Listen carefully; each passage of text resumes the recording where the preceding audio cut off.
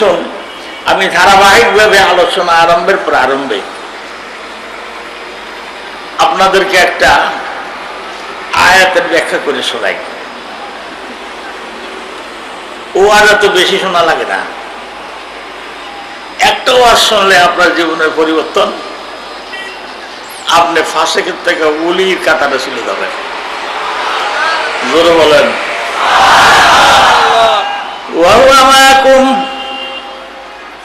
আইনামা কুনতুম ওয়াল্লাহু বিমা তা'মালুনা বাসীর।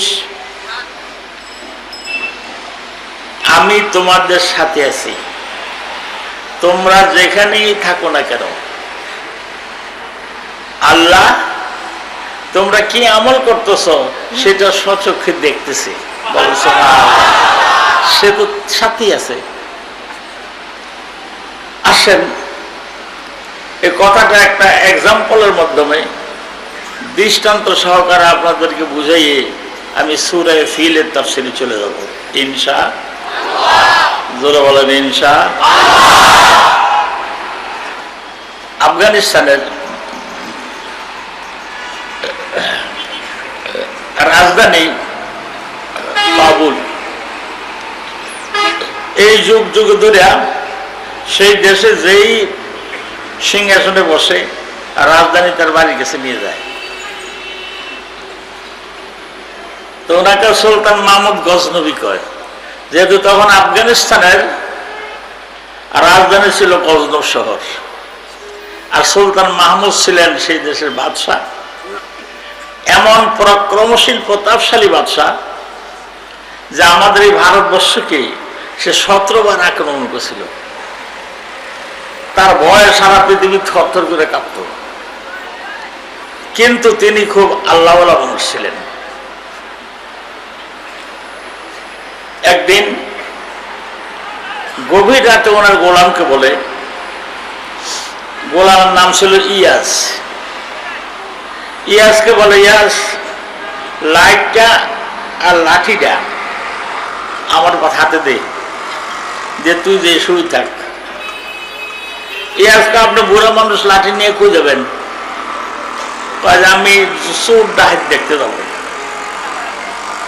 আমার বাহিনীর অত আছে, কেউ চোর ডাহাত পায় না, অথচ 2 জায়গার মধ্যে ডাকাতি হয়, চুরি হয়, তা আমি দেখতে যাব।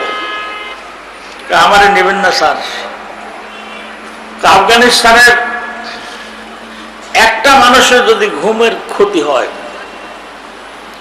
তাহলে আল্লাহর কাছে খোদাই ট্রাইব্যুনালে আমার বিচার হবে। বলেন সুবহানাল্লাহ। তোর তো বিচার হবে না। ও চরের মধ্যে যদি একটা কুত্তা না খাই মরে তা আমার বিচার হবে, তোর বিচার হবে না। তো ধরেন লাঠি নেন, এই যে টসও নেন, তো উনিও গল্লির মধ্যে এরকম লাইট মারে, দেখে গল্লি সাপ, নাই কোনো ডাকাত। আবার আরো গল্লির মধ্যে মারে, নাই ডাকাত।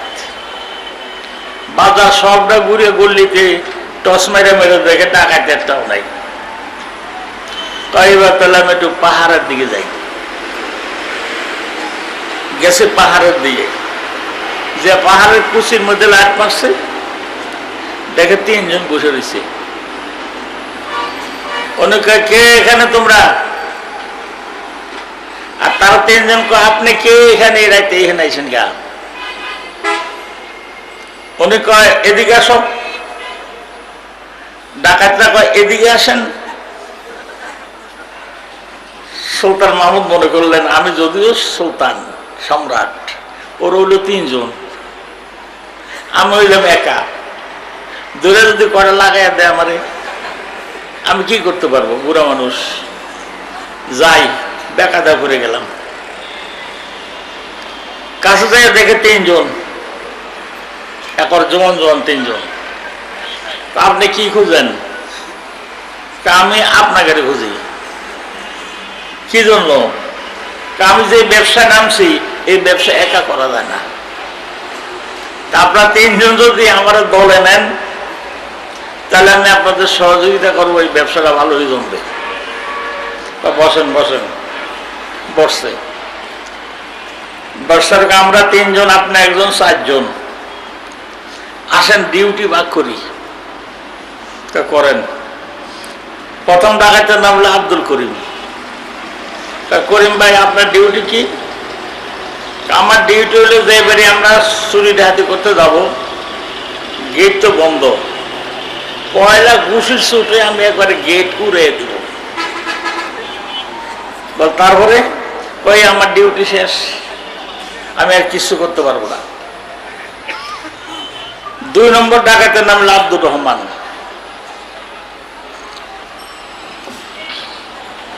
আপনি কি করবেন?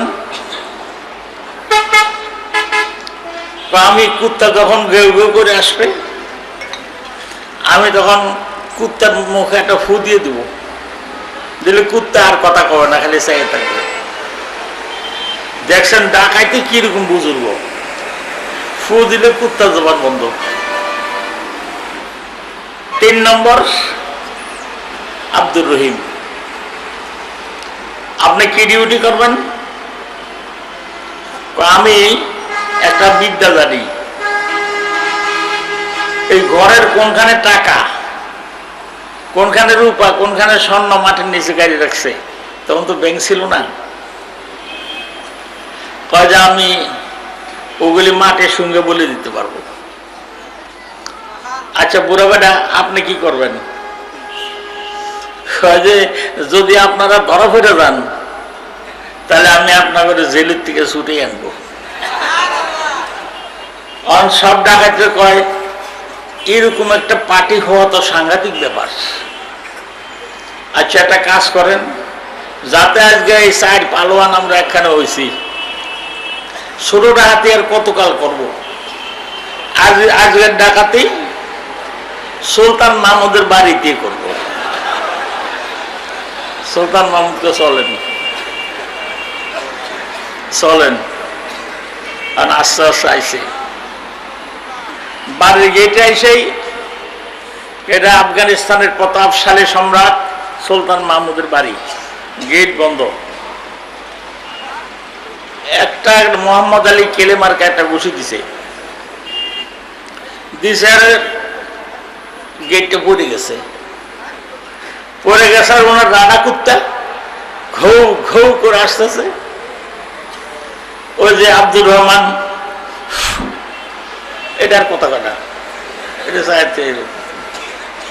কথা বলতেছে না। শেষে আব্দুর রহিম কয় এই ঘরে আছে পিতলা কলসির মধ্যে স্বর্ণ, এরপরে আছে রূপা, আর এই ঘরে আছে টাকা। ও বুড়া বেটা, আমরা তো বিদেশি মানুষ, আমরা তো এই দেশি লোক, একটা খন্তা আনেন। সুলতান মাহমুদ খন্তা এনে দিছে, নখ দিয়ে দেখা দেয়, গুতে গুতিয়ে টাকা উঠে আলাইছে। সুলতান মাহমুদ তাকায় দিছে, আরে আল্লাহ, আমার সামনে আমার জিনিসপত্র নিয়ে যাইতেছে, আমি আরো তাকে সাহায্য করি। এখন ওই বুড়া বেটারে কয় 3 নম্বর ব্যক্তি, 1 2 3 নম্বর ব্যক্তি কইতেছে আপনি ভয় পাইয়েন না, আমরা আপনার ক্যাম্পে নিয়ে যাব এবং সব জিনিস 4 ভাগ করে 1 ভাগ আপনাদের দেব, আপনি ভয় পাইয়েন না, আমরা ঠকাবো না। মানে ডাকাত হলো মানুষ ভালো আর কি। তা এখন রওনা হয়েছে, পাহাড়ের কুচিতে ওদের ক্যাম্প। ওই ক্যাম্পের কাছে গেছে, আরে সুলতান মাহমুদ পিছনের থেকে কাটিয়েছে। ওরা যাইয়া অস্ত্র শস্ত্র খুলে টুলে মাল টাল নামে একবার বুড়ে কই বোধহয় পুলিশের আনাগোনা পাইয়া বুড়ে পলাই গেছে। আচ্ছা ঠিক আছে, আমরা মাল ভাগ করি, বুড়ের বাগও রেখে দিই। এদিক দিয়ে তিনি কাছে কি পুলিশ লাইনে চলে গেছে। পুলিশ লাইনে যায় এসপি সাহেব উঠে কয় তোমরা কি পাহারা দাও, বৎসর করে ডাহাই ধরবার পারো না, আমি আজ একদিন পাহারা দিয়ে তো ডাকাত 3টা ধরে হারাইছি। ডাকাত কই স্যার? ওই যে পাহাড়ের কুশির মধ্যে এখনই ডাকাতি করে আইছে, ওরা মাল টাল ভাগ করতেছে, আমি যাই। ওগুলো ধরতে পারলে 1 মাসের ডিটেনশন দিয়া 3 জনদের 3 কারাগারে রাখবা, আর যেদিন রায় হবে সেদিনকার কোর্টের হাকিম হবো আমি। আমারও তোমরা সেদিন নোটিশ দিও যে আপনার ওই 3টা হাইতে রায় হবে। সারা আফগানিস্তানে খালি মানুষের মুখে একই কথা যে আমাদের সম্রাট বুড়া মানুষ কি করে গভীরতা যায় ডাকাত ধরে হালাইব, পুলিশে করে কি আর হে ডিউটি করে উনি। আচ্ছা ভালো, এখন যেদিন 1 মাস হয়ে গেল, ডিটেনশনের মেয়াদ শেষ, এদের দিয়া সুলতান মাহমুদকে নোটিশ দিয়েছে, স্যার আজকে আপনার সেই ডাকাতি কেসের রায় হবে, আপনার আজ হাকিম হবেন, আসেন। আর ওদের দিয়ে জেলারদেরকে খবর দিছে যে 3টারে বাইর কইরা একেবারে মাথার মধ্যে দড়ি বাঁধা হাতে হ্যান্ডকাপ দিয়ে নিয়ে এসো। হায় রে আল্লাহ, কোর্টের মধ্যে মানুষ ধরে না।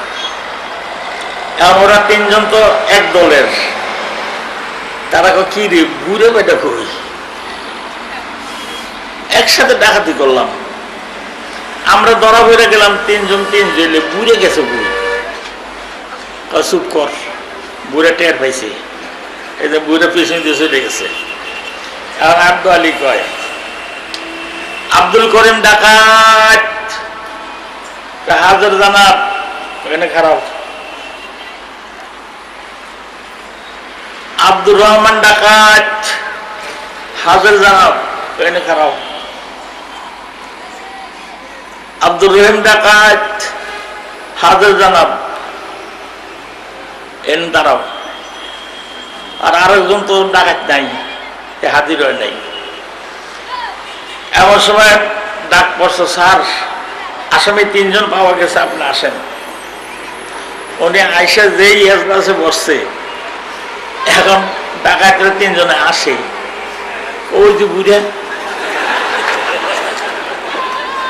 হে দেবরান হাকিম, হে না আমাদের সাথে ডাকাতি করছে। তো কয় হাকিম, কয় সুলতান মাহমুদ, কয় এই তোর নাম আব্দুল করিম না? কয় জি স্যার। ঘুষি দিয়া গেট মানুষ নাই? বাংসি স্যার।